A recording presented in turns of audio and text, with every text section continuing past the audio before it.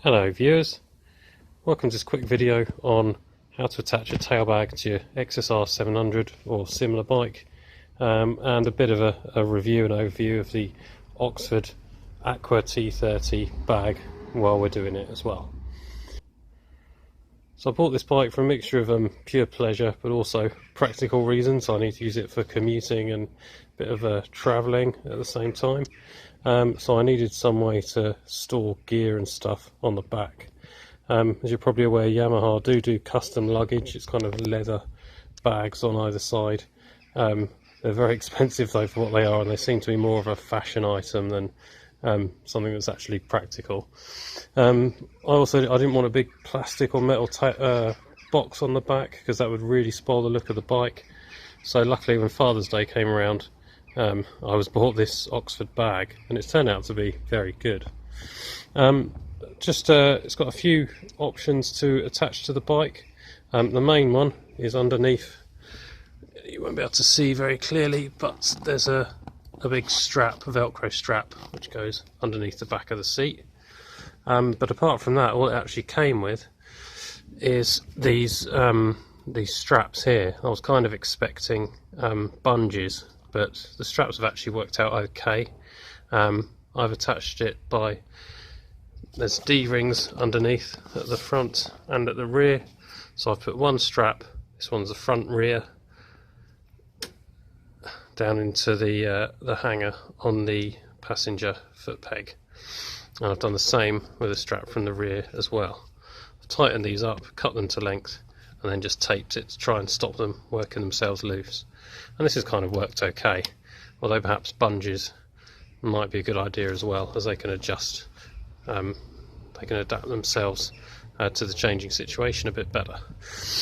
Also, I was in Halfords, and I found one of these nets for less than £5, so for that I bought that, and that's also a bit of extra security. I've hooked the front hook again through the peg hanger, and then the back two hooks I've bent out a bit to give a bit of a wider grip. I've just hooked them under the rear mud guard. That seems to keep the whole thing pretty solid and stable. Onto the bag then. This one's the 30 litre, as the 30 suggests. That's a pretty good size. It's quite big, big enough to fit quite a lot of gear in, but not so huge that it really attracts the wind and ruins the bike completely. I can manage to fit in here my boots, jacket and gloves. I'll show you now. Just unhook the net. It's got two clips to keep it secured shut, and it's kept waterproof by kind of a roller mechanism that you find on a lot of canoe bags. So undo a clip at the end, undo a clip at the other end, unroll it, and there's quite a lot of room in for gear inside. So I've got my jacket,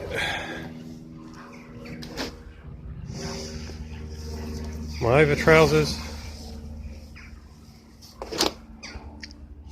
and then some kind of smaller ankle boots,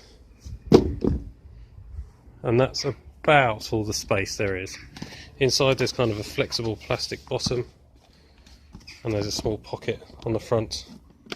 Could maybe keep small documents in or something, and obviously you can have it smaller if you've got less stuff to carry. I thoroughly recommend it. It's durable, it's waterproof. I think it goes okay with the look of the bike.